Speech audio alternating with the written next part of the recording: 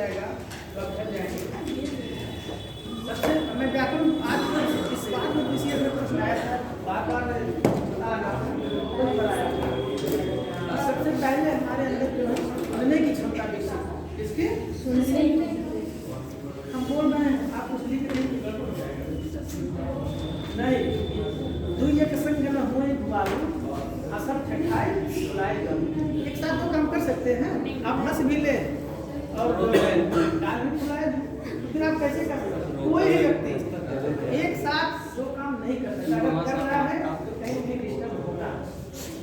तो एक समय में एक ही काम करिए और जिस काम करिए पूरी शक्ति लगा दीजिए, पूरी शक्ति, जो भी काम करिए पूरी शक्ति लगा दीजिए और कोई लक्ष्य बड़ा भी हारा भी जो लड़ा नहीं। ठीक, छोटी सी पंक्ति सुनाएंगे आपको मोटिवेशन होने के लिए, उत्साहित होने के लिए, ऊर्जावान बनने के लिए, क्योंकि आप लगातार जो बैठे हैं तो समझिए कि आप 25-30% लड़ाई जीत चुके हैं। क्यों? क्योंकि आपके अंदर बैठने की क्षमता अगर डेवलप हो गई, सुनने की क्षमता डेवलप हो गई, यानी संघर्ष की जो शुरुआती दौर होता है, आप कॉम्पिटिशन दे रहे हैं तो कम से कम आप में एक जिम्मेदारी का एहसास हो कि नहीं मुझे कंपटीशन, वो भी सिविल सेवा जैसा कंपटीशन दे। जो सिविल सेवा का अभ्यर्थी होता है बहुत गंभीर होता है और हर विषय पर निर्णय लेने से पहले इस बार मंथन करना है। अब आप 2000 बच्चों से अलग हैं, तो यहाँ 2000 स्टूडेंट है, 1500 जो भी होंगे, आप सबसे छठ कर यहाँ हैं जिनको लगा कि नहीं मुझे कंपटीशन देना है और मैं भी कुछ हूँ। पब्लिक सर्विस कमीशन क्या कहता है? अगर आप में दम है, आपने क्षमता तो आइए, तो खुले आम आप चैलेंज देता है कि आप चाहे बीएससी हो, एमएससी हो, आप उससे नहीं बदला। आप जिस विषय से परीक्षा देना चाहें उस विषय में आपका स्वागत है। दूध का दूध, पानी का पानी कर दो। तो चाहे जैसे भी हालात हो आपको डरना नहीं, आपको लड़ना है। मुश्किलों से जो डरते हैं जलीले खार होते हैं, बदलते वक्त की तस्वीर वो खुददार होते हैं। हजारों डूबते हैं ना खुदाओं के भरोसे पर, जो खुद चप्पू चलाते हैं वो अक्सर पार होते हैं। यानी अपने से जो मेहनत करेगा सफलता उसी को मिलेगी, इसमें कोई आपका सहयोग नहीं करेगा। और अगर आप सफल हो गए तो पूरा जीवन आपका सफल हो गया। आप ही के नहीं, एक व्यक्ति अगर एक नौकरी घर में आ जाती है गवर्नमेंट की तो कम से कम 3 पीढ़ियां बन जाती है। कितनी पीढ़ी? आप देख लीजिए गाँव में, आपके गाँव में अगर कोई नौकरी पाया होगा और इस समय तो लेखपाल वाली नौकरी पा जा रहे हैं, उसमें तो भी समझिए कि एकदम उसी का ठिकाना नहीं है।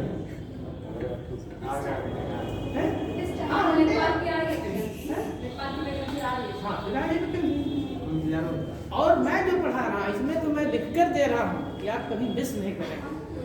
चलिए आज का जो मेरा टॉपिक है वो है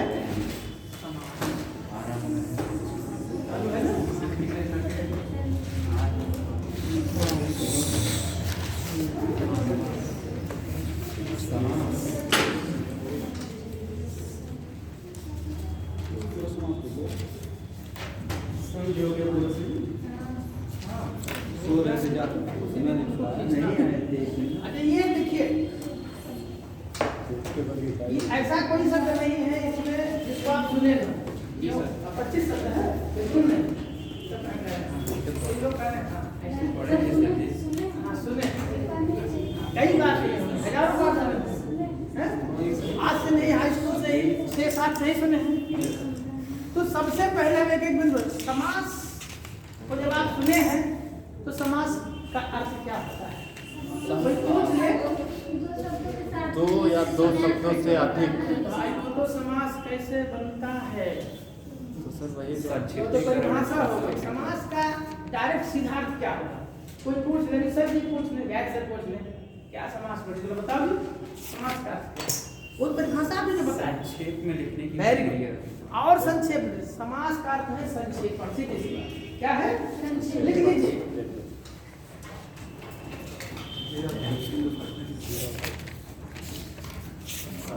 क्या है? संक्षेपण।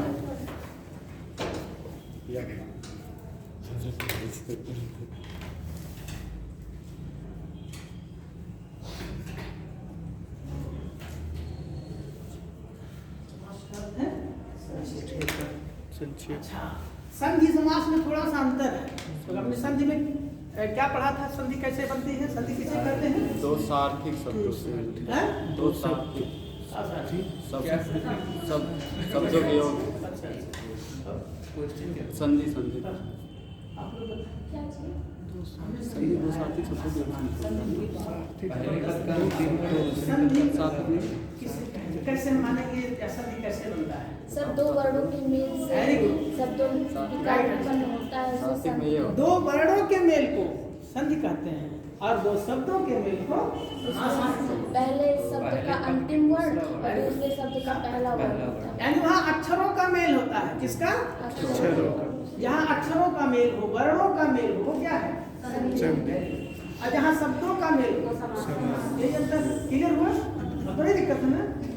कंफर्म हो गया 100%? बोलेगा नहीं? चलिए, तो अब समास का मतलब है संक्षेप। किसी चीज को हम संक्षेप में कहना चाहें वही समास है। अब आप विभिन्न समासों से परिचित होंगे। प्रश्न उठता कहाँ से, इसको मैं बता दे रहा हूँ। पहले एक क्लियर हो गया। एक प्रश्न आएगा समास और इसमें संधि में अंतर। संधि कैसे बनती है? समास कैसे बनती है? वहाँ अक्षरों का मिलन होता है, यहाँ शब्दों का। तो अभी नहीं करता है। समास कौन कौन से हैं? एक है आपका अव्ययीभाव।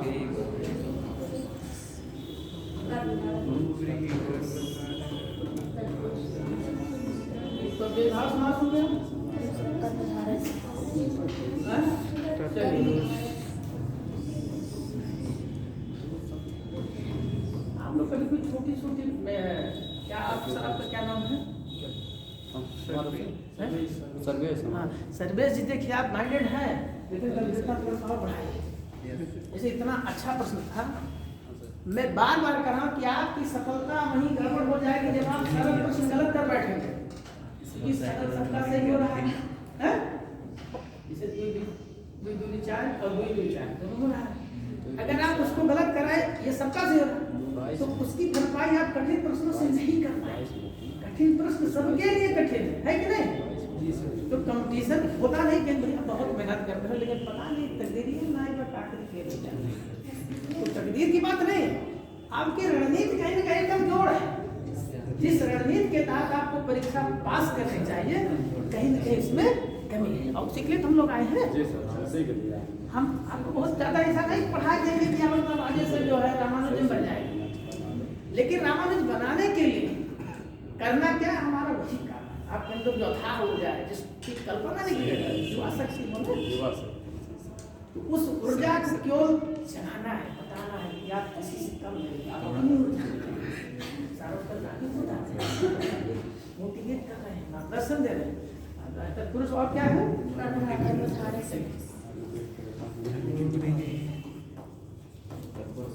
पुरुष में दो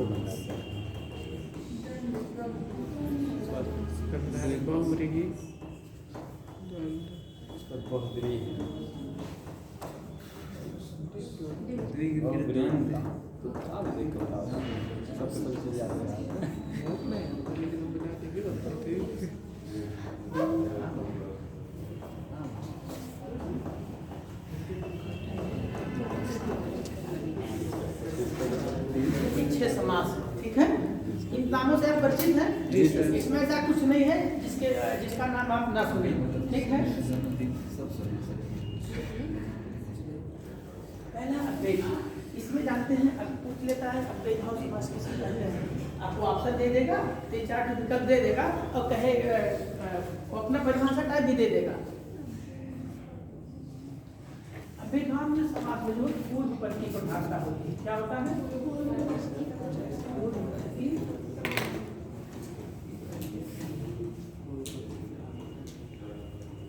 और तत्पुरुष समास में उत्तर पद की परिभाषा होती है।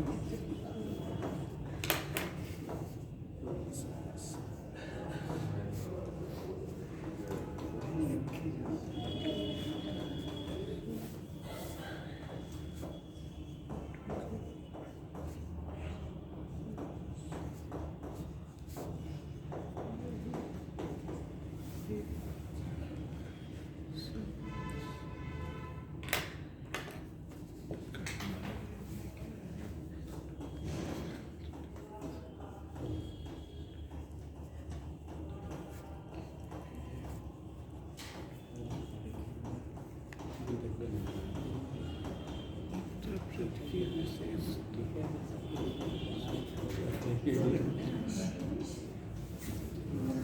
ऐसा बिंदु मैंने लिख दिया जो आप विभिन्न किताबों को पढ़ते पता नहीं इकट्ठा लिख पाते कि नहीं। मैंने अपने नोट्स में अपनी पढ़ाई के दौरान कलेक्ट किया था इसको। आता नहीं चूरन रामबाण दे दीजिए तो बेस्ट रामबाण है। कम समय में आपको अधिक नंबर मिले, अधिक आपको कंठस्थ हो जाए, ये मेरा प्रयास रहता है।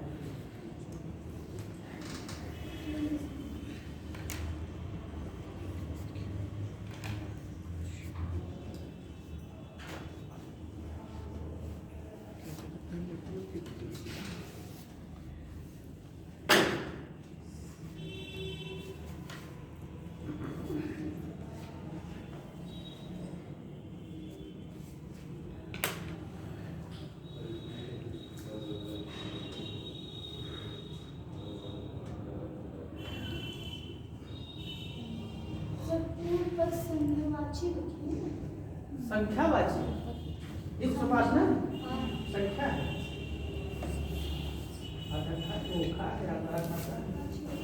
संख्यावाची अभी समास जान जाएंगे आप, मिस्टेक नहीं होगा।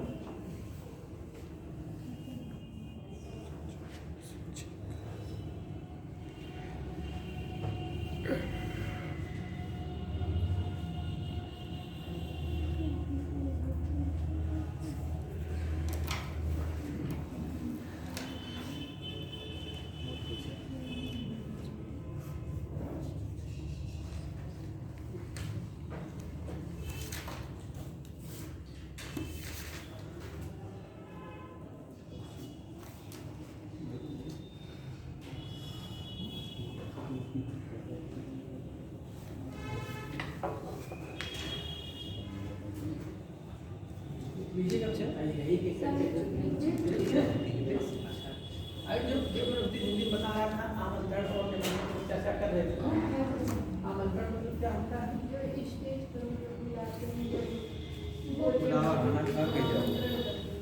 अगर स्टेज बुला घर बुला रहे,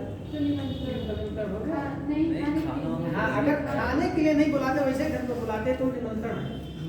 ऐसे जब हम भोजन की व्यवस्था नहीं करें, किसी को बुला के खाली चाय पानी पिलाते हैं तो वहाँ हमें मेरे घर पर आप आमंत्रित। अगर उसको भोजन की व्यवस्था कराते हैं, कल के लोग कार्ड ला के दिए, उसमें कार्ड में लिखा दिए थे स्नेह आमंत्रण। इतना बड़ा था और उतने बड़ा आमंत्रण लिखा है आमंत्रण। मतलब होता है कि वैसे हम लोग आएंगे, आप आशीर्वाद दे देंगे, न्योता दे देंगे, लेकिन भोजन का इसको क्या लिखा है इतना जानकारी थी नहीं। तो कहीं कहीं जैसे आपके सामने भी जब ऐसे शब्द आएंगे, अगर आप जानते हैं तो निश्चित रूप से आप इंटरफियर मतलब कि उसको बताना, उसको जागरूक नहीं करना था। आमंत्रण क्या है, निमंत्रण क्या है, अक्सर मिस्टेक होता है। चले अव्यय भाव समास में जो है वो रूपपद की प्रधानता। इसकी साधारण सी पहचान बता रहा हूँ, जिंदगी में नहीं गलत होगा, पूरे जीवन नहीं गलत होगा। पहचान है कि जो अव्यय भाव के जो समास होते हैं जहाँ उसमें ज्यादातर उपसर्ग लगे होते हैं। क्या लगे होते हैं? और उसके कभी रूप नहीं बनते। बस हो गया। तो ये जानिए उपसर्ग याद नहीं ना, उपसर्ग कहाँ लगता है? पहले उपसर्ग पहले लगता है शब्द के पहले, प्रत्यय शब्द के बाद। हाँ मतलब उपसर्ग वो है कि शब्दों के अर्थ को बदल देता है। बदल गया ना, तो बस इतने आपका भी वहाँ होगा जहाँ अब उसको आप ध्यान देंगे कि लगा कि नहीं, और उसका रूप नहीं बनता। लेकिन दो लाइन लिख लीजिए कैसे। हाँ अव्यय भाव समास डाल दीजिए।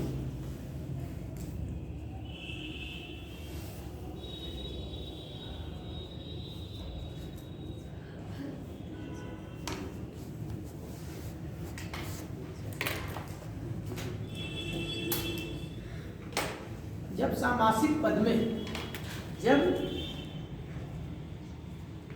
सामासिक पद में पूर्व पद, पूर्व का मतलब पहला पद, हाँ वेरी गुड, प्रधान होता है तथा पूर्व पद प्रधान होता है प्रधान तथा समस्त पद नपुंसक लिंग एक वचन की तरह प्रयुक्त होता है। पद समस्त पद नपुंसक लिंग एक वचन की तरह प्रयुक्त होता है।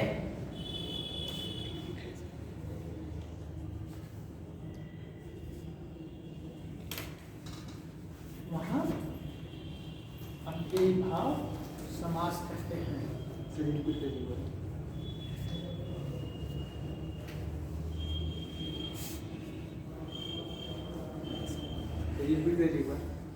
फिर से बोलना है, चलिए देखिए, जब सामासिक पद में,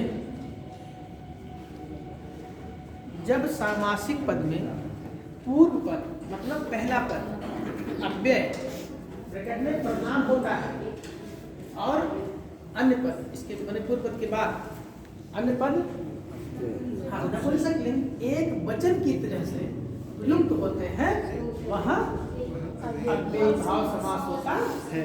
क्लियर? इसकी पहचान बता देना, हम चाहे याद हो कोई भाषा जाने पकड़ रहिए। इसके जितने पद आएंगे ज्यादातर जो है उपसर्ग लगा होता है। जो ही शब्द आता है बस त्रास से बड़ी उपसर्ग है कि नहीं, अगर छांटने को आ गया है, नहीं नियम याद आ रहा है, तब याद करिए कि सर ने क्या बताया था क्लास में, कैसे हम पहचानेंगे। समय कम रहता है उसका भी आइडिया बता रहा है। अगर उपसर्ग लगा है तो जान जाइए वही होगा। जैसे प्रतिदिन, हम या प्रतिदिन लिख लीजिए, प्रतिदिन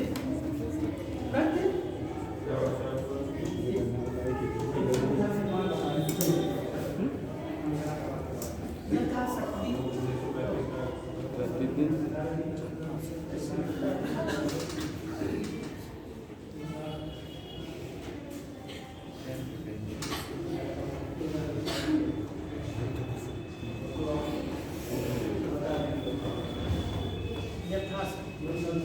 मतलब शक्ति के अनुसार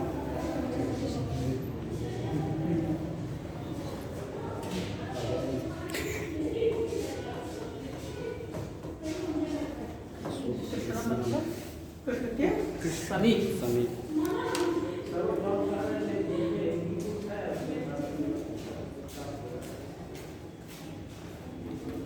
निर्दोष बहुत पूछा जाता है। निर्दोष में कौन सा समास है?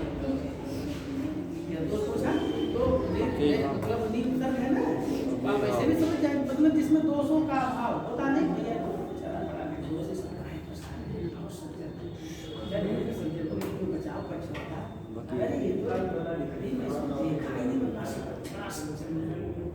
निर्दोष। जब निर्दोष गाया तो हाँ बेभाव, हाँ सॉरी हाँ बेभाव समास होता है। अनुरूप, रूप के योग, अनुरूप का मतलब होता है रूप के योग, अनुरूप। आप देख रहे होंगे कि ज्यादातर में उपसर्ग मिल रहा है, उपसर्ग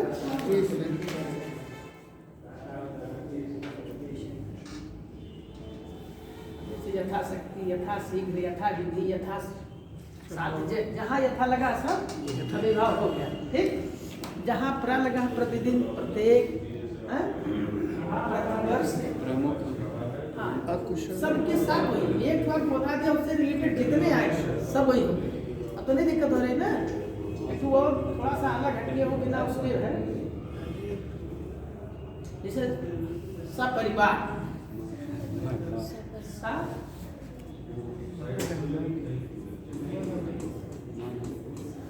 परिवार है, किसी को उपसर्ग लगा के मतलब परिवार से।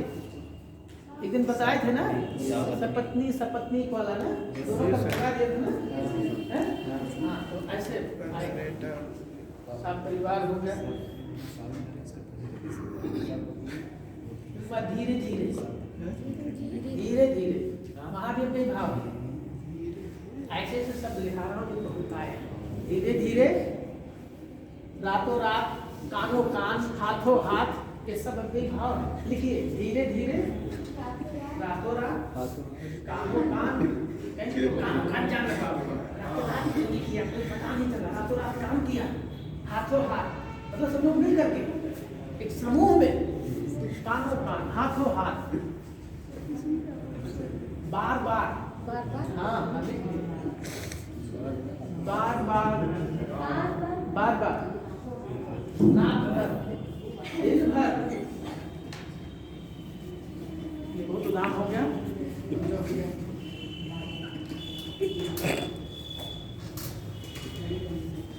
क्या है?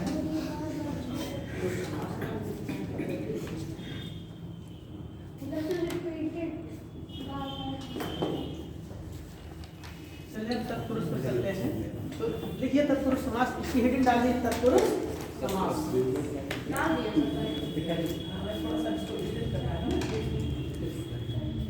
तत्पुरुष इसका भी एक पहचान बता देंगे भी, इसको हम पहचानेंगे कैसे।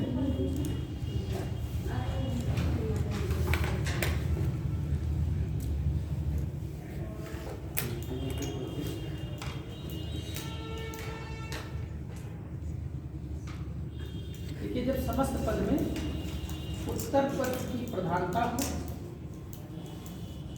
उत्तर पद की प्रधानता और हाँ पहले पद की जो है वो रहता है। सर एक बार फिर से बोल दीजिए। कैसे बोले? जी। तत्पुरुष समास से डाल दीजिए, डालिए। डालिए। लिखिए जब समस्त पद में उत्तर पद की प्रधानता हो,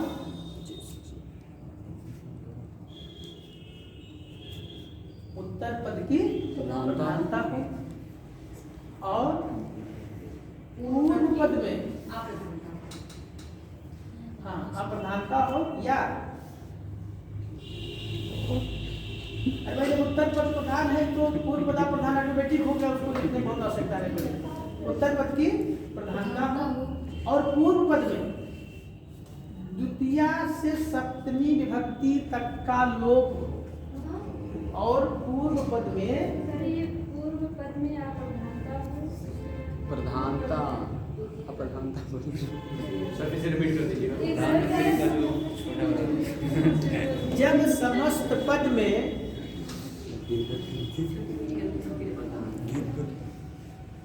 उत्तर पद के अर्थ की प्रधानता हो, जी सर, यहाँ क्लियर? जी सर, उत्तर पद के अर्थ की प्रधानता हो और पूर्व पद में जी सर, द्वितीया विभक्ति से लेकर सप्तमी विभक्ति तक का लोप हो, द्वितीया से लेकर के सप्तमी विभक्ति तक का लोप हो, वहाँ तत्पुरुष समास होता है। द्वितीय से लेकर सप्तमी विभक्ति का लोप, द्वितीया से लेकर सप्तमी विभक्ति, सप्तमी विभक्ति तक का लोप, वहाँ तत्पुरुष समास होता है। अब थोड़ा सा हेडिंग डालिए, द्वितीय तत्पुरुष। इतना डिटेल नहीं पूछता है, कहिए तो एक सबको लिखा दें या अलग अलग करके लिखा दें? एग्जाम्पल एग्जाम्पल जैसे द्वितीय तत्पुरुष, तृतीय तत्पुरुष, चतुर्थी, ऐसा लिखा दें? अरे हाँ, ठीक, लिखिए। जैसे आ जाएगा धनहीन, धनहीन शब्द क्या है? धनहीन, इसको हम कैसे बोलेंगे? धन से। तो से जो है वो किसका प्रतीक है? लोप का। इसमें से लोप है, लिखना चाहिए धन से, लेकिन मैंने 60 में कहा धनहीन, क्योंकि समास है तो संक्षेपण है धनहीन। इसमें से जो है वो विलुप्त है कि नहीं? और से किस विभक्ति में है? पहले में तृतीय तृतीया विभक्ति में। तृतीया विभक्ति करण कारक, इसका प्रतीक क्या है? से या द्वारा। तृतीया विभक्ति करण कारक, इसका प्रतीक क्या है? से या द्वारा। तो से का लोप है ना, तो से का लोप मतलब तृतीया विभक्ति का लोप हो रहा नहीं हो रहा? तो जब तृतीया का लोप है तो वहाँ तत्पुरुष समास है। क्लियर हुआ? एक और लिख लीजिए। सर धर्म का ग्रंथ, धर्म ग्रंथ हो गया। धर्म का ग्रंथ, धर्म ग्रंथ। हाँ धर्म ग्रंथ है, जी सर। तो धर्म का ग्रंथ है, वहाँ का संबंध है, षष्ठी तत्पुरुष वहाँ होगा। ठीक है, लिखिए और इसमें लिखिए धर्म ही धर्म ग्रंथ भूत बलि। सर धर्म ही लिखिए उसके बाद उस बलि की भूत बलि लिखिए, कई उदाहरण देना है। तो भूत बलि, भूतों के लिए बलि, इसका एक उदाहरण करेंगे। भूत बलि, मानहानि में तो भूत बलि एक में है, भूत बलि नहीं लिख पा रहे हैं। लिखे मान हानि भी होगा। भूत बलि जान रहे क्या है? भूतों का बलि। भूतों के लिए बलि भूतों के लिए बलि। जैसे किसी को गाँव देखे होंगे वो क्या भूत करने से कहते हैं ना, तो हम लोग जब दिखाने जाते हैं तो सोखा क्या कहते हैं, भैया कुछ ये मांग रहा बलि, कहते हैं ये बहुत तगड़ा मतलब 50 पकड़ा छोड़ेगा नहीं, ये क्या है, ये बलि मांग रहा है। सारी चीजें हम गाँव से रिलेटेड मिल जाता है, लेकिन हम उसको ढा ले, ये कहते हैं तो बलि मांग रहा है। तो बलि मेरे को काट के उसको चढ़ा दीजिए, जिससे खुश हो जाए, मतलब वो जान मांग रहा है। मतलब बलि मतलब किसी की जान मांग रहा है, तो उसको जब आप जान देंगे तभी आएगा। भूत बलि वही। तो लोग क्या करते हैं कि किसी जान देंगे तो अपने बन जाएंगे, जावे ना बन जाएंगे, फंसेंगे। पता लगे भूत को बलि के लिए अपने बलि को आ गया। तो जयफल, जयफल का नाम सुने हैं? किसका? नहीं जी सर सुने जयफल उसमें ये माना जाता है प्राण। जयफल हाँ। किराना जयफल का नारियल भी होता है, नारियल होता है बोला। आप लोग सुनिए, नहीं सुन देखा सर जी कौन सा भूत वाला है? भूत बलि, भूतों के लिए हमारा इतने काम था, यहाँ विभक्ति का लोक है। जी सर जब हमने भूत बलि कहा, जब पूरा उसका करेंगे तो भूतों के लिए बलि, तो के लिए लोप है ना, तो के लिए कौन सा तत्पुरुष, अगर पूछ ले कौन सा तत्पुरुष है, ये चतुर्थी तत्पुरुष संप्रदान का संप्रदान जी सर के लिए, वहाँ जी देखा के लिए होता है। ये चलिए, कैसे भूत बलि, पहचानेंगे सर जी? भूतों के लिए बलि कौन सा सप्तमी है? बता दे रहे हैं। देखिए एक छक्का बता दे। चलिए क्यों पंचमी के लिखा दे दूरात गता, दूर से आया हुआ। यहाँ जहाँ बिछुड़ाव होता है दूरा दूरात गता, दूरात गता, दूर से आया हुआ।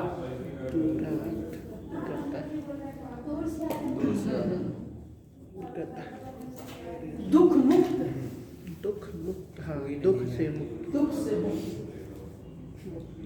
तो चतुर्थी जो है के लिए है, और पंचमी, पंचमी कारक जो है अपादान है, इसका प्रतीक क्या है?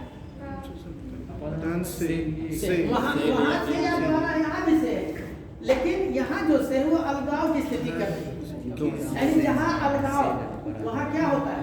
पंचमी। जहाँ अलगाव हो वहाँ पंचमी बनती है।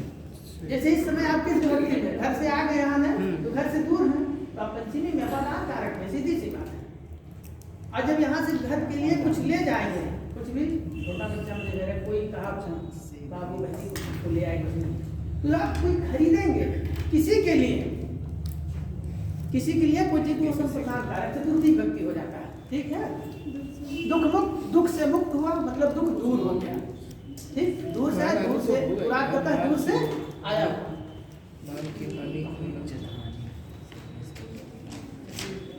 वृक्ष वृक्ष पतित लिखिए, जो पत्ते गिरते हैं इसको लिखिए। विद्यालय, विद्यालय इसमें किसका लोप है? इसमें किस कारक का लोप है? विद्या का काकी की विद्या का है। हाँ? का हाँ, विद्यालय मतलब विद्या का आलय, अर्थात विद्या का घर।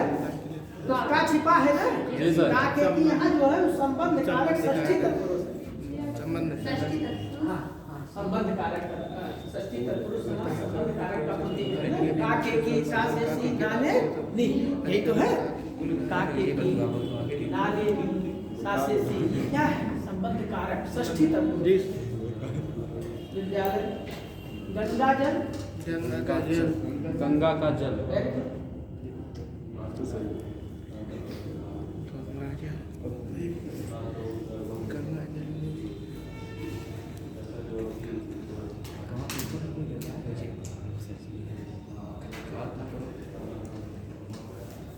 आया था इसी यही इसमें आया था राष्ट्रपति, टेक्स्ट में आया था राष्ट्रपति। राष्ट्र का पति।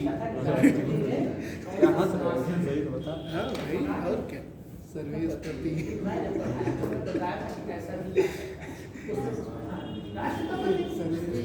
यही पूछा था, सब दिया गया था कि राष्ट्रपति। सर इसमें कौन सा समझती हो क्या बोल षष्ठी तत्पुरुष।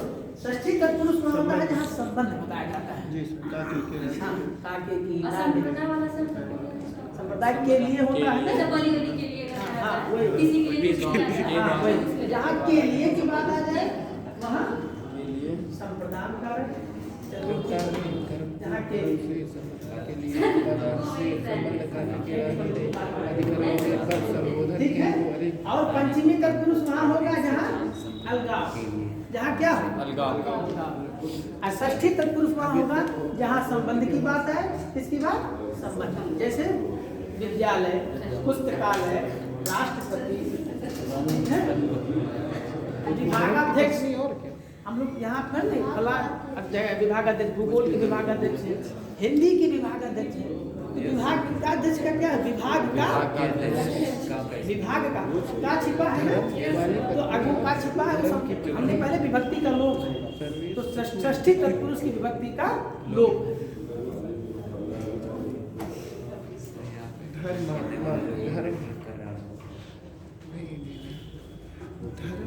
धर्मात्मा ये अच्छा, एक और उदाहरण है। पत्नी नहीं सर अब उसका बता दीजिए धर्म कौन पत्नी सा थोड़ी होला। आ गया विद्या कुशल। विद्या कुशल इसमें कौन सा? क्या सर विद्या कुशल। विद्या में कुशल। विद्या में तो कुशल। कौन समास है? तत्पुरुष। हाँ, यहाँ तक तो आप समझ जाएंगे तत्पुरुष है। अगर पूछ लिया कौन सा तत्पुरुष है, सर हम बता दें हाँ बिल्कुल नहीं, बताएं। पर सर अधिकरण, सर अधिकरण। विद्या को सर विद्या कुशल। अधिकरण तत्व। अधिकरण। सर वो चतुर्थ हाँ अधिकरण। सर उसका नाम ये भूल गया अधिकरण। हाँ वही तो बोल रहे हैं, सप्तमी अधिकरण। तत्पुरुष है मे पै पर ना, मे पर। मे पै पर, अबे मे मेरे जहाँ सामने कहाँ बुक जिसमें है? मे पै पर का लोप है। मे पै मेरे पास कहाँ बुक है? तो विद्या कुशल, विद्या में कुशल। में का लोप है, अर्थात सप्तमी विभक्ति का लोप है, तो सप्तमी तत्पुरुष समास। जलमग्न, जल में मग्न। जल में मग्न। बस हो गया तत्पुरुष। ये कौन शास्त्र निपुण, शास्त्र में निपुण। शास्त्र में निपुण, ये हुआ बात में। अच्छा गजारूढ़, गज पे गजारूढ़ गज पे हाथी रूढ़। पर, हाथी पर सवार हुआ ना, पर आ गया मे पै पर। जहाँ मे पै पर का लोप हो वहाँ तत्पुरुष होता है, वहाँ सप्तमी तत्पुरुष होता है। सब ठीक है, आप लिखना चाहे तो लिख लें। सर एक धर्म पत्नी पे भी होगा। धर्म पत्नी क्या बोले हो? क्या बोले हो? चिंता है। धर्म पत्नी में पूछने कौन सा वो होगा समास। तो इसका विस्तार करिए, कैसे करेंगे? वही चीज नहीं समझ में आ रहा, सही होगा कि नहीं होगा? धर्म से बोलते सर धर्म से ये के साथ ऐसी नहीं सर वो भी ये होगा। संबंध कारक षष्ठी तत्पुरुष है। धर्म से ये सही होगा, सही है कि नहीं सही? हाँ, धर्म पत्नी मतलब ऐसी पत्नी जो धार्मिक धर्म के अनुसार आचरण धर्म से- करे। अच्छा धर्म से। तो ये सब किस तत्पुरुष समास में? हाँ, षष्ठी में आएगा। जहाँ संबंध की बात है, सीधी सी बात है। आप कारक सिलेबस में है कि नहीं? है। उसने लिखा, मैंने सबसे पहले आपको सिलेबस लिखा है। अगर कारक सर हमने नहीं लिखा अभी लिखवा कारक नहीं है सर। नहीं, कोई बात नहीं है, तो कारक वैसे ही बता देंगे। एक चीज और लिख लीजिए, चलिए लिखिए थोड़ा सा। लिखिए तत्पुरुष समास के अन्य भेद, हेडिंग डाल लीजिए, ये अलग है थोड़ा सा उससे। ये अन्य भेद।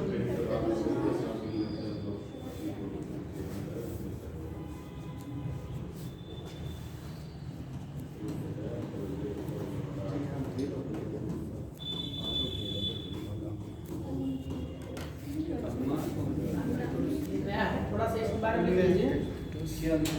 ये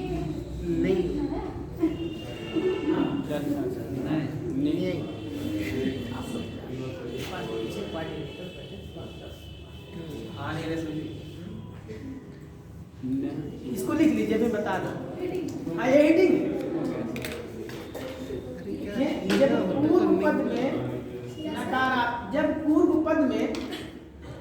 जब पूर्व पद में नकारात्मक भाव, जब पूर्व पद में नकारात्मक भाव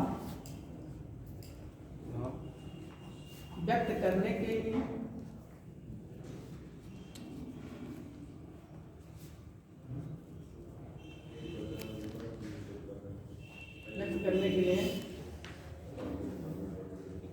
ना अव्यय या आ जोड़ा, मतलब ये इसका मतलब आ होगा ना।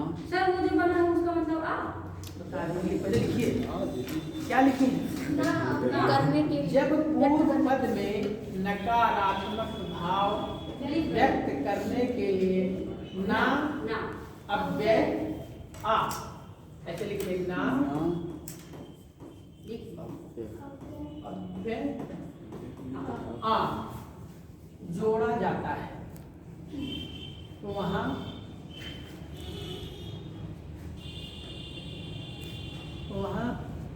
ना तत्पुरुष समास होता है।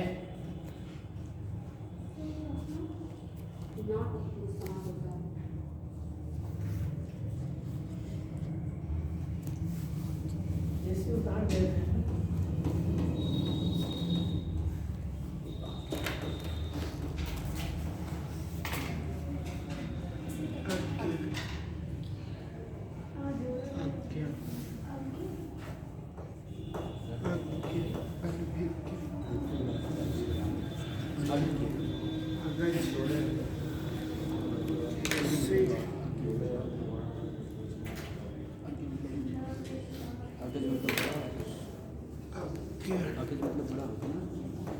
अग्रज, अग्रज नहीं होता, अग्रज होता है।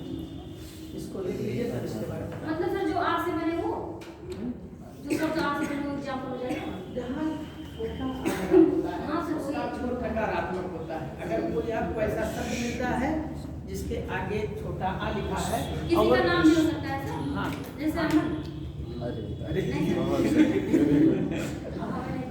अमन जो मन से ना हो वही अमन है ना, अमन मन से ना हो तो आ लग गया नकारात्मक हो गया। तो अगर ऐसा शब्द आता है तो कौन सा समास है? खाली तत्पुरुष ही बता, वहाँ इतना डीप नहीं पूछेगा ना, तो खाली पूछेगी कौन सा समास तत्पुरुष राइट। आ तो सर प्रत्यय में भी आ जाता है छोटा। अभी और लिखिए इसे अनुरूप तो अभी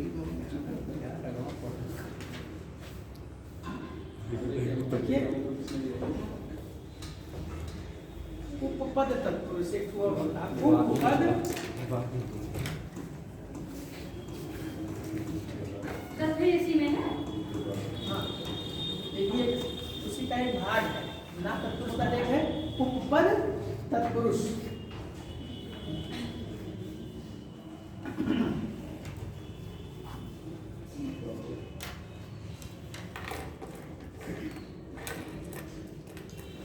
जब सामासिक पद में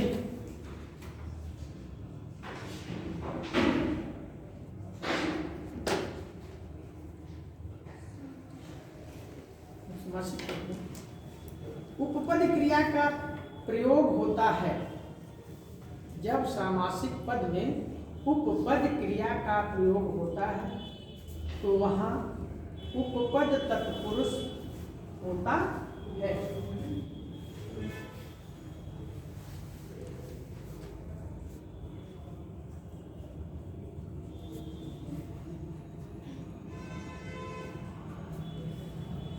जैसे मर्मज्ञ, मर्मज्ञ तीसरा का क्या नाम है मुझे बताया थे ना।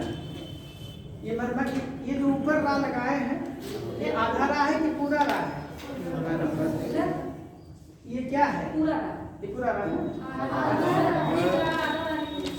पूरा लिख रहा आधा रा लेकिन है पूरा रा। देखिए हाँ ये है पूरा रा, ध्यान दीजिएगा ये है आधार अधीन और एक राज शब्द रेप। इसके नीचे लगता है ऐसे रेप। वो भी आधार है लेकिन उसका अलग नाम है। इस राग का क्या नाम है?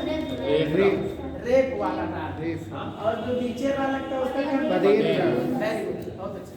देखो बताओ फिर आप नाइट। कंफ्यूज हो गए नाम में कि कौन सा पद है। हाँ मेरे दोहराने का उद्देश्य था कि वह फिर से रिवाइज हो जाएगा। ठीक है, मर्मज्ञ मतलब मर्म को जान, जो मर्म को जानता है वही मर्मज्ञ है, नर्मज्ञ है, धर्मज्ञ है, सर्वज्ञ है, जो सब कुछ जानता वही। तो ये तो आपका एक तो है प्रादि तत्पुरुष, बहुत इंपॉर्टेंट, इसको लिख लीजिए। देखिए प्रादि तत्पुरुष यहाँ से आता है क्वेश्चन। अगर तत्पुरुष में पहले जो बताया गया वहां से प्रश्न नहीं उठा, अगर नहीं उठा तब पक्का है जो बताने में यहाँ से प्रश्न उठ जाएगा।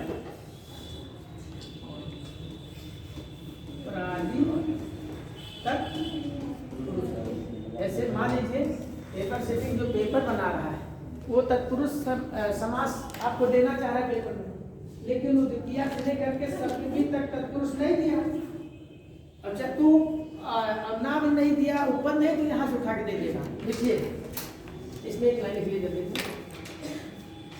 जिसका पूर्व पद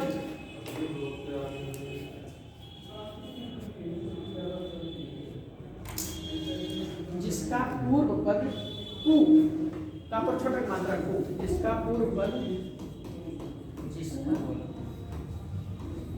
पूर्व सर लिख लिया है।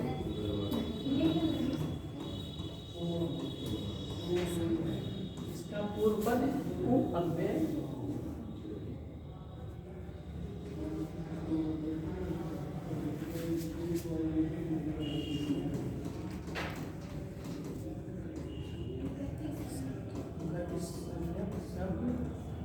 या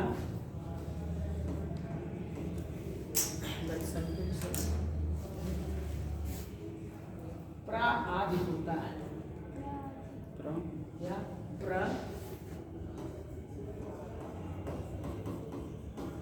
आदि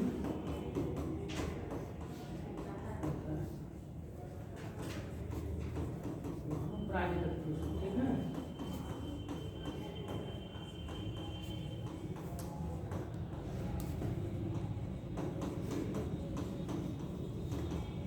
प्रादि तत्पुरुष होता है।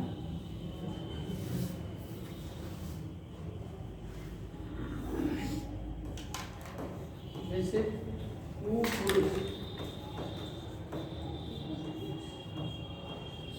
पुरुष जिसके हाँ कुमाता, कुलक्षणा, तमाम जहाँ भी कु लग गया कुमाता, सर कुछ अच्छे नहीं। हाँ तो उससे कु लग गया ना, तो वहाँ प्रादि परिभाषा बता दिया गया, वहाँ होगा प्रादि तत्पुरुष। और इसमें जो है सर कुमारी भी हो सकता है। कुमारी से कोई गलत अर्थ नहीं निकला है ना। तो वही तो सर जी कंफर्म कर रहे हैं। तो वो नहीं है ना सर। हाँ, और प्राचार्य जैसे ये दोनों पूछे गए, इसलिए मेरे बताने का चाहता हूँ, इसको मैं लिखाता हूँ तत्पुरुष बोल, लेकिन नहीं, ये दोनों समास आ चुके हैं और यही पूछा भी गया है, इसलिए लिखा है। बाई भी रिवाइज करते हैं।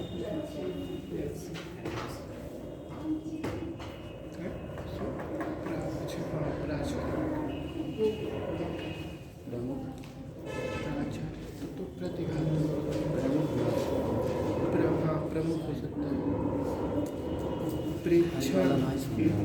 एक छोटी सी परिभाषा ले लीजिए कहीं साइड में, समास पहचान की है, उसको आप गाते गाते याद कर लेंगे। कौन से समाज के बारे में बात कर रहे हैं सर? सारे समास के बारे में लिखिए। इसे समास बताया ना, तो एक तो पहचान बता दें, कैसे हम पहचानेंगे, अर्थ बता दिए, संक्षेपण ये बताया किसमें कौन सा पद प्रधान होता है, यहाँ से प्रश्न उठता है। कभी कहीं खाली इतने पूछ देता है जिस समास में उत्तर पद की प्रधानता है वो कौन सा समास, या जिसमें दोनों पद प्रधान होते हैं वो कौन सा समास, ऐसा पूछ सकता है। तो उसको एक आपको लीजिए, लिखिए।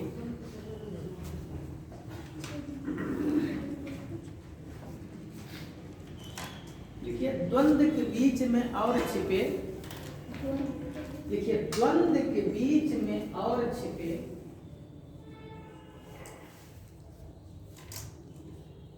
वहां लिखे तो नहीं कहा इतना लिस्ट मतलब इतना बचा के लिख रहे यार, बड़ा बड़ा बढ़िया लिखे। द्वंद्व के बीच में और छिपे दिगुमे गणना पद आवत है। द्वंद्व के बीच में और छिपे, इसलिए द्वंद्व के बीच में और छिपे दिगुमे गणना पद आवत है। दिग समास है ना, गणना मतलब संख्यावाची पद। दिगुमे गणना पद आवत है। गणना मतलब गिनना, गिनती। जैसे द्वंद्व के बीच में और छिपे दिगुमे गणना पद आवत है। ये बीच में कारक चिन्ह छिपे तत्पुरुष समास। सर ये तो वैसे ही याद है हमको। सर एक बार फिर से बोलिए। सबको नहीं याद है। जिसको नहीं याद सबको नहीं याद है। जहाँ बीच में यही बीच में कारक चिन्ह छिपे आवत है। दिगुमे गणना पद आवत है। यही बीच में कारक चिन्ह छिपे तत्पुरुष समास कहावत है। बहुत अच्छा नोट लेके बना रहे एकदम, जिसको कहते हैं नोट्स। आप लोग भी ऐसे बनाइए, बड़ा सा कॉपी लीजिए, इसका लिख लिए तो 3 समास क्लियर हो गया ना। चिन्ह छिपे तत्पुरुष अच्छा जब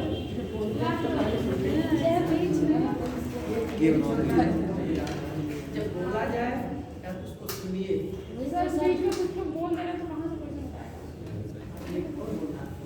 कोई बोले नहीं, बार बार नहीं बोले, हम आगे बढ़ेंगे, ठीक है। द्वंद्व के बीच में और छिपे दिगुमे गणना पद आवत है। क्लियर हो गया? 2 लाइन क्लियर हुआ। द्वंद्व के बीच में और छिपे दिगुमे गणना पद आवत है। ये बीच में कारक चिन्ह छिपे तत्पुरुष समास कहावत है। यह बीच में कारक चिन्ह छिपे तत्पुरुष समास कहावत है। हो गया? अगली ना लिखिए। अव्यय में अव्ययी भाव रहे। अव्यय में अव्ययी भाव रहे। अव्यय में अव्ययी भाव रहे। बहुव्रीहि में अन्य प्रधान भयो। बहुव्रीहि में अन्य प्रधान भयो। बहुव्रीहि में अन्य प्रधान लिख लिए। पहला पद जिसमें विशेषण रहे, पहला पद जिसमें विशेषण रहे कर्मधारय समास कहावत है। कितनी अच्छी लाइन है। एक बार फिर मैं दोहरा रहा हूँ, आप बोलिए नहीं, मैं फिर दोहरा दे रहा हूँ और शुरू से दोहरा दे रहा हूँ। तो फिर से दोहराने देख लीजिए। द्वंद्व के बीच में और छिपे दिगुमे गणना पद आवत है। यही बीच में कारक चिन्ह छिपे तत्पुरुष समास कहावत है। अव्यय में अव्ययी भाव रहे। बहुव्रीहि में अन्य प्रधान भयो।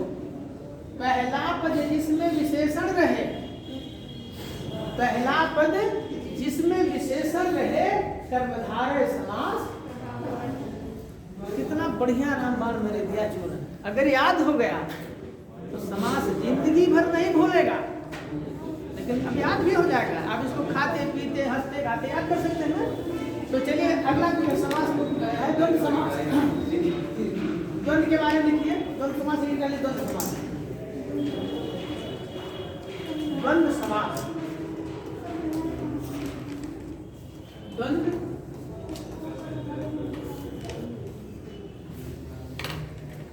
लिखिए। जब समस्त पद में, जब समस्त पद में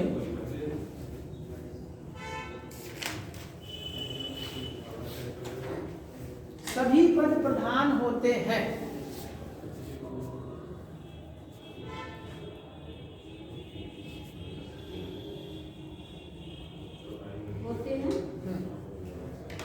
सभी पद प्रधान होते हैं, वहां द्वंद्व समास होता है।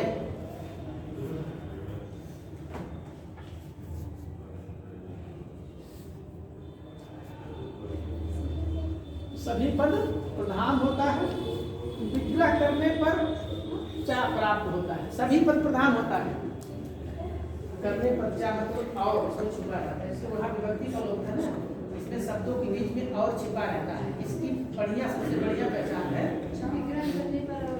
और ब्रैकेट में चा मतलब और होता है, और का प्रयोग होता है मतलब और छिपा है। इसके 3 भेद हैं। देखिए द्वंद्व समास के 3 भेद हैं।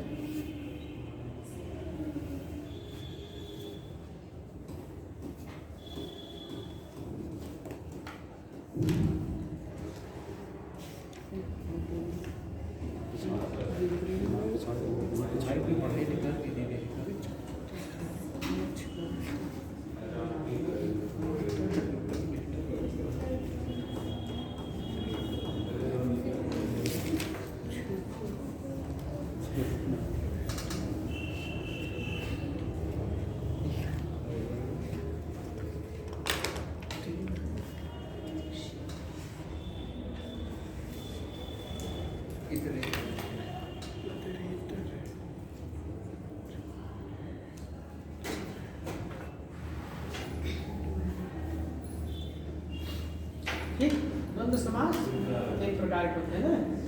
इतरेतर द्वंद्व इसमें लिखिए, इसको हेडिंग डालेंगे इतरेतर द्वंद्व। देखिए जब सामासिक पद में प्रयुक्त पद, जब सामासिक पद में प्रयुक्त पद अपनी अपनी प्रधानता रखते हैं, जब सामासिक पद में प्रयुक्त पद अपनी अपनी प्रधानता रखते हैं, जब सामासिक पद में प्रयुक्त पद अपनी अपनी प्रधानता रखते हैं और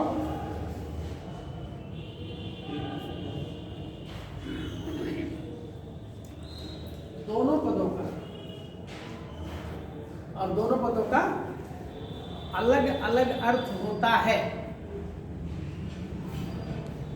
और दोनों पदों का अलग अलग अर्थ होता है, वहां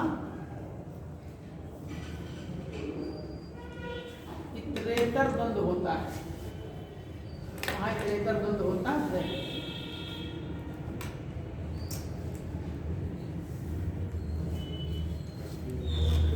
जैसे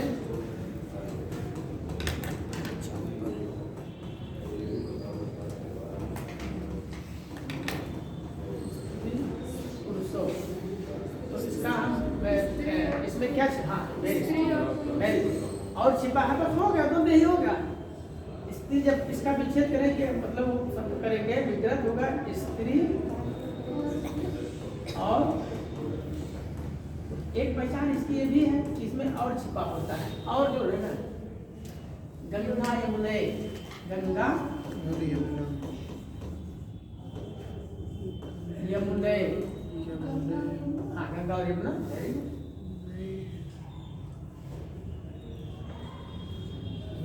माता पितरो, माता माता पितरो मतलब कि माता और पिता, ये इतरेतर द्वंद्व है।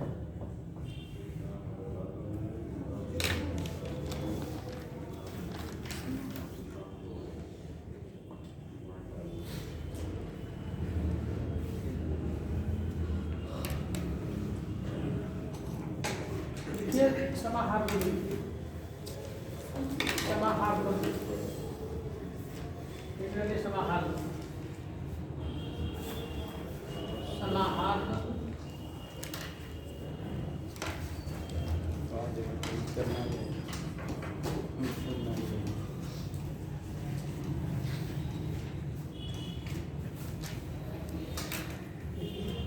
जब सामासिक पद में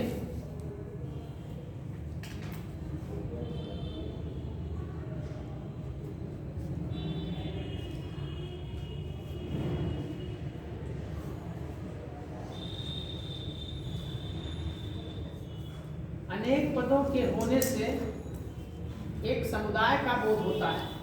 जब सामासिक पद में जब सामासिक पद में अनेक पदों के होने पर एक समुदाय का बोध होता है, वहां पर समाहार द्वंद्व होता है।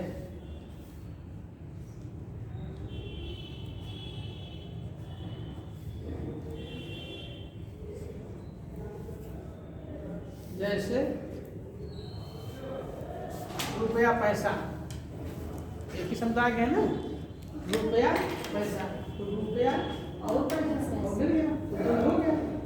वहाँ क्यों बच्चों द्वंद्व पूछा जाएगा, इतना नहीं पूछा जाएगा गीत में, इतरेतर द्वंद्व समाह, ये आईएएस नहीं सुधरना पूछा जा सकता है, लेकिन प्रलंच में नहीं, ऐसा भी पूछा रहेगा।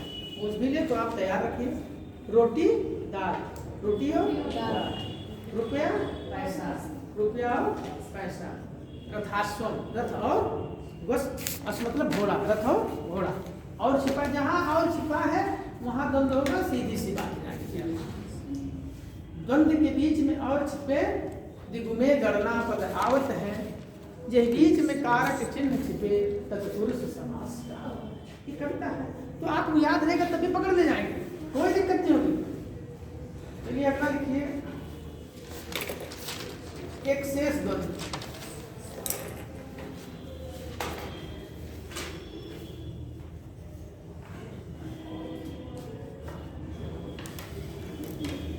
समान पदों में समास होने पर एक पद शेष रह जाता है।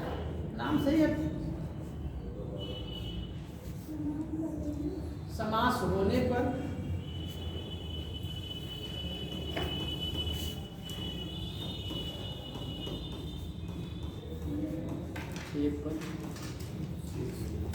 समान पदों में समास होने पर एक पद शेष रह जाता है, जो दोनों पदों का बोध कराता है। रहता तो एक ही है, लेकिन वो बोध दोनों का कराता है। एक पद शेष रहता है और वह दोनों पदों का बोध कराता है। इसमें समस्त पद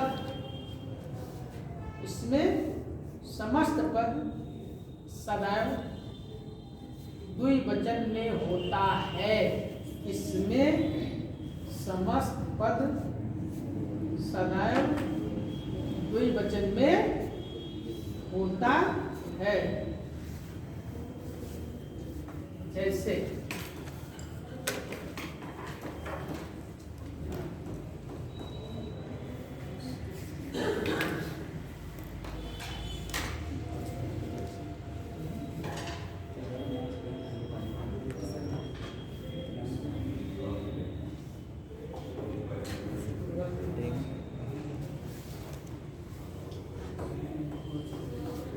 पितरों,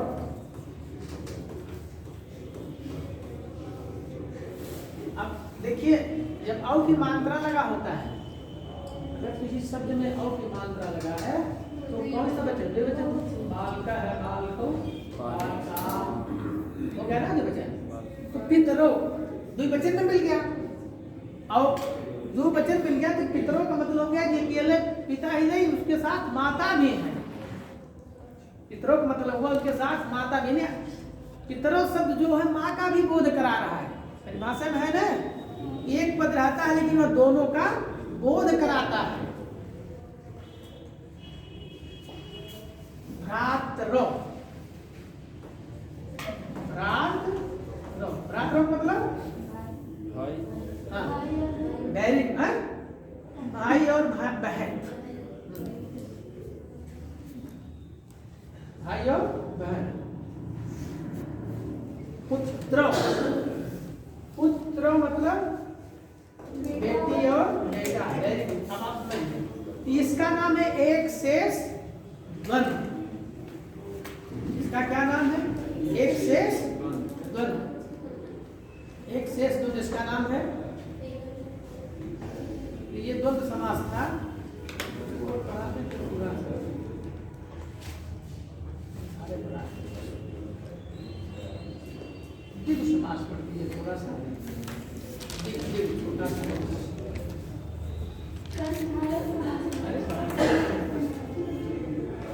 कर्मधारय बड़ा है, कर्मधारय और बहुव्रीहि द्विगु समास लिखिए, द्विगु समास कर्मधारय बहुव्रीहि बड़ा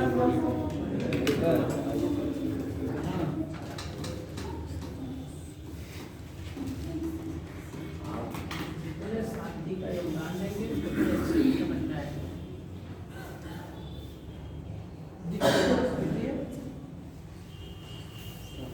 जब समस्त पद का पूर्व पद, जब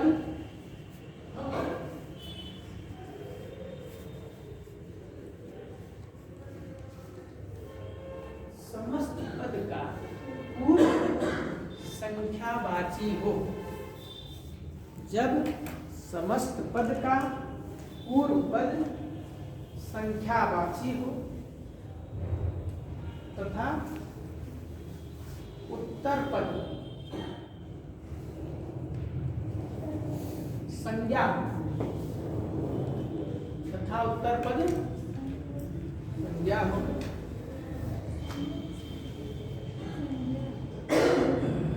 उसे द्विगु समास कहते हैं।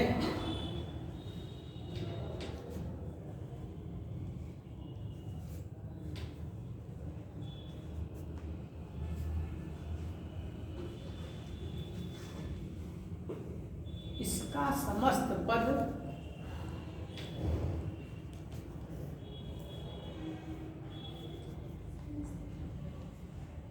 प्रायः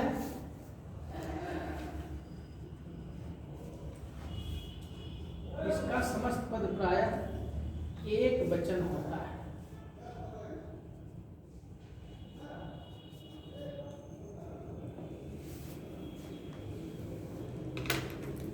जैसे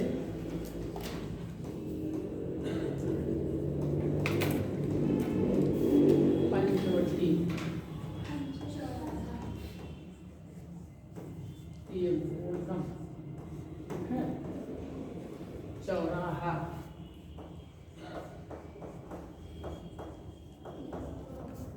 चौराहा, चौराहा,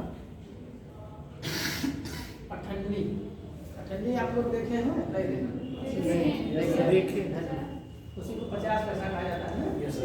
चौन्नी वो भी देखे 25 पैसा, 25 आपने देखे हैं? अब देखिए वो उदाहरण बन गया, पहले प्रचलन में था, क्योंकि उसका विलुप्तीकरण हो गया, विलुप्त हो गया, तो अठन्नी, चवन्नी, नवग्रह, नवग्रह,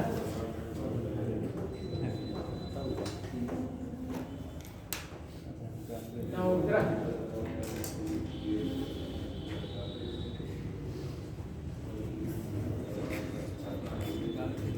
त्रिलोका,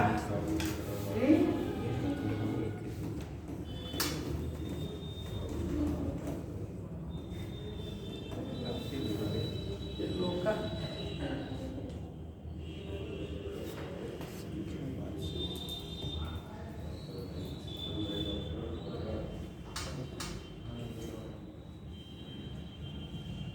चतुर्युगम,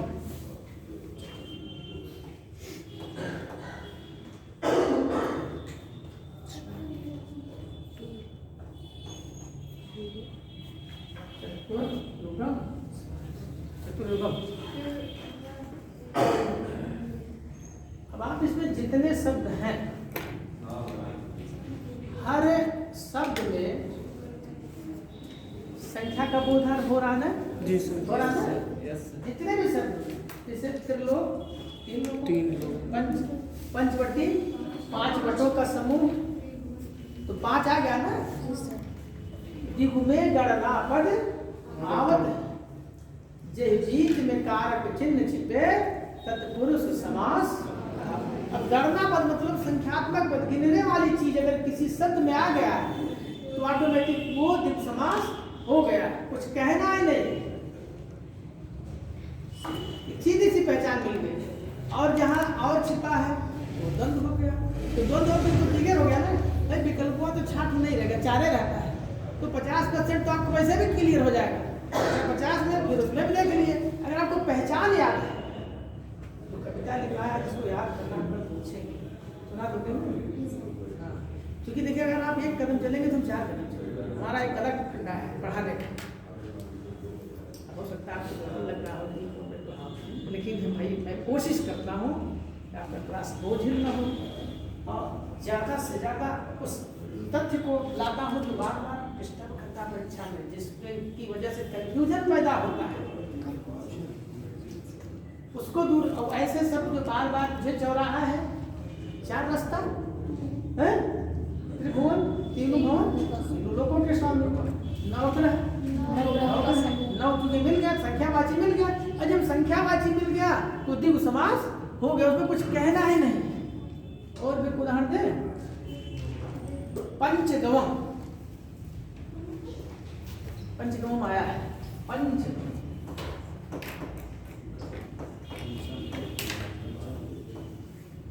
5 गायों का समूह,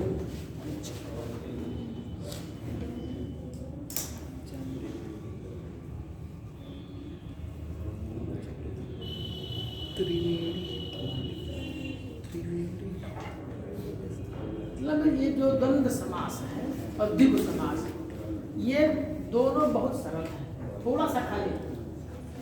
द्वंद्व में और छिपा रहता है, और द्विगु में संख्या का बोध होता है, संख्यात्मक शब्द होता है। तो द्वंद्व और द्विगु वैसे क्लियर हो गया। और एक क्या बताया गया है, मतलब जहाँ अव्यय, मतलब वो ज्यादातर उसमें उपसर्ग लगा हुआ है। ध्यान दीजिए, जैसे तो आप छाटेंगे समास पेपर में आता जरूर है, समास से पक्का है 1-2 क्वेश्चन 3 आएगा। संधि और समास अगर आप पढ़ लिए तो 5 क्वेश्चन आपका एकदम टन है, आना ही आना है। अजय कहा तो भूल जाते हैं, जब आपको लगता है सुनने में आप वो क्षमता ही डेवलप हो पा रहे हैं। अब पहले कह रहे हैं तो तुम जान, ठीक है जान रहे हैं और जानने उसमें और बढ़ोतरी करें। अधिकम से अधिकम फलम, जितने आप पढ़ेंगे उतने आपका ज्ञान परिमार्जित हो, उतने आपको अच्छी जानकारी मिलेगी। ठीक है, इसलिए बार बार कोई चीजें बार बार आप हो जाते हैं तो स्थिति एकदम कंठस्थ हो जाता है। एक बार पढ़ेगा अरे नहीं पढ़ने काम नहीं, तो काम भर कर पढ़े हैं, उसको काम भर से नहीं, मतलब आपको कंपटीशन में आपको मेरिट बनानी है, तो मेरिट बनाने के लिए उसको एकदम 100% आपको तैयार होना पड़ेगा। राइट, दिगु हो और अव्यय भाव हो गया, दिगु हो गया, द्वंद्व हो गया, तत्पुरुष जे बीच में कारक चिन्ह छिपे तत्पुरुष समास। कोई भी सामासिक पद हो आपको लगे कि इसमें विभक्ति का लोप है, जैसे धनहीन, नख भिन्न, आज कितने नख भिन्न बड़ा काटता है ना, सबकी बात कुछ लोगों बात कितना तक जवाब इतना बड़ा बड़ा खा लेते हैं जैसे किसी लगता है बार कर रहा है, वो नख भिन्न नहीं है, मने नखों से दूर हुआ, नाखून जिसके बाद वहां भी तत्पुरुष होता है, लेकिन वहां तृतीया होते हैं। सराहत, बाणों से घायल, सर माने बाण होता है, किसके द्वारा घायल, से द्वारा तृतीया। जब आप समास का विग्रह करेंगे तो विभक्ति ऑटोमेटिक आ जाएगी, और जब तक विभक्ति तब तक आप खुद ऑटोमेटिक आपके मुख से निकलेगा, आप जान जाएंगे कि इसमें विभक्ति का लोप है, लेकिन वो कारक की चिन्ह याद करता नहीं, कर्म को कम से या के लिए अपादान से, अपादान होता है जहाँ अलगाव होता है, जहाँ भी अलगाव है वहाँ अपादान तत्पुरुष समास होता है। ठीक, जैसे दूरागता, दूर से आया हुआ, ठीक, पेड़ से पत्ते अलग हो रहे, जहाँ भी सत भी सांप से डरा। अब जा रहे ऐसे एक ठंड काले सांप आए, इतना जोर आप कूद के भागेंगे कि मतलब कितनी दूर आप हो जाए, दूर से पूरा स्केल है, तो जहाँ दूर है वहाँ अपादान तत्पुरुष। क्लियर हो गया कि नहीं होगा? अब तो पहचान में दिक्कत है कि अभी दिक्कत है? कोई दिक्कत नहीं होगी। दिगु क्लियर हो गया, द्वंद्व क्लियर हो गया, तत्पुरुष क्लियर हो गया, अब एक पहले बता दी, इसमें ज्यादातर जो पद मिलेंगे आपको उसमें उपसर्ग लगा रहता है, और इसके कभी रूप, और इसमें जो समाहार पद होते हैं इसके रूप नहीं चलते हैं। जैसे रातों रात, हाथों, इसका कहीं रूप बन पाएगा, नहीं चलता है। हाथों हाथ, दिन भर, रात भर, पेट भर, ये जिन शब्दों का मैं प्रयोग करता हूँ अपने जीवन में वही अव्ययीभाव समास ज्यादातर वही है, लेकिन हम जान नहीं पाते हैं। अच्छा पेपर में आ जाता है तो पाते तो गैडिया बुला, तो गैडिया का दोष नहीं है ना यार, अच्छी किताब पढ़े, अच्छा टेक्स्ट बुक पढ़े। मतलब जो 5 प्रश्न आते हैं उसमें बहुत मेहनत नहीं करनी है, बस थोड़ा सा दिमाग लगाना है उस समय परीक्षा के दौरान। और जब यहाँ बताएं थोड़ा सा, यदि भी आपको तैयार याद है, कोशिश करिए कि और कैसे याद हो जाए। अभी सर 6 मिनट। हाँ सर, एक टॉपिक बता दीजिए सर। बहुब्रीहि पढ़ लीजिए, बड़ा मजेदार समास है। हाँ सर, पढ़ता से पढ़ता। बहुब्रीहि समास, बहुब्रीहि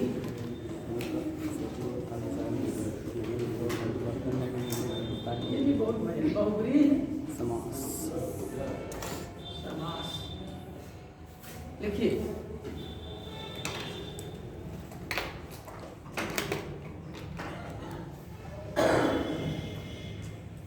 जब सामासिक पद में सभी पद मिलकर किसी दूसरे, जब सामासिक पद में सभी शब्द, सभी पद मिलकर किसी दूसरे शब्द की विशेषता बताते हैं।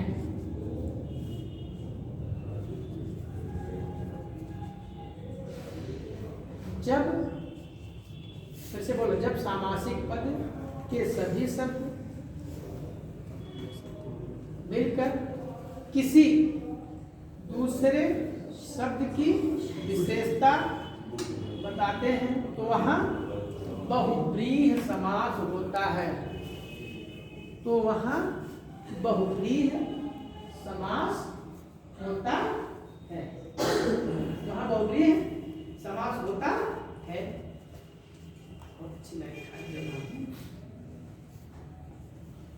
बहुब्रीहि समास को समास प्रधान कहा जाता है। बहुत नया क्वेश्चन आया है, शोध होता है क्वेश्चनों पर, वो जानता है कि आप भी बहुत बढ़िया से तैयारी कर रहे हैं, पेपर बनाए, तो कुछ ऐसा नया दिया जाए। बहुब्रीहि समास को समास प्रधान कहा जाता है, यानी सभी समासों में वक्त होता है। बहुब्रीहि समास को समास प्रधान कहा जाता है।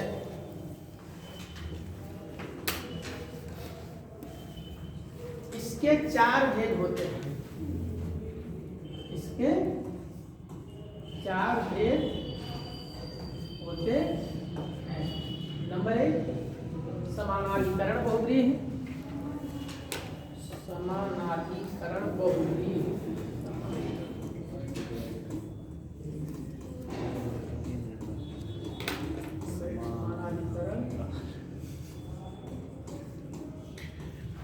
बहुब्रीहि। नंबर 2 व्याधिकरण बहुब्रीहि।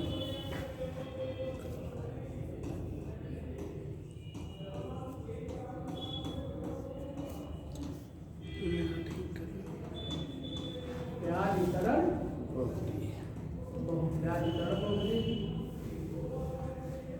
नंबर 1 समानाधिकरण बहुब्रीहि। नंबर 2 व्याधिकरण बहुब्रीहि। नंबर 3 तुल्य योग बहुब्रीहि। तुल्य योग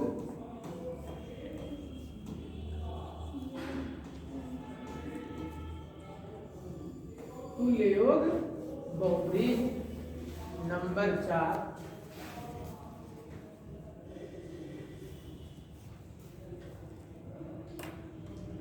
व्यतिहार बहुब्रीहि।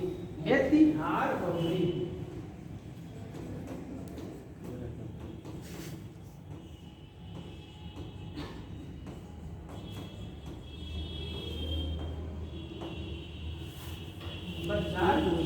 व्यतिहार बहुब्रीहि। नहीं हुआ सबके बारे में कल अलग से बताएंगे। बहुब्रीही को आप जानते हैं, इसमें अन्य पद प्रधान होता है कहीं लाल घाट में मूसल चंद, मतलब 2 की चर्चा तीसरा आ गया। हम बात 2 की करते हैं, बात किसी तीसरे की हो जाती है, वही बहुब्रीही होता है। ठीक, इसके बारे में कल जो है अच्छी बात से चर्चा करेंगे। ठीक, तो ये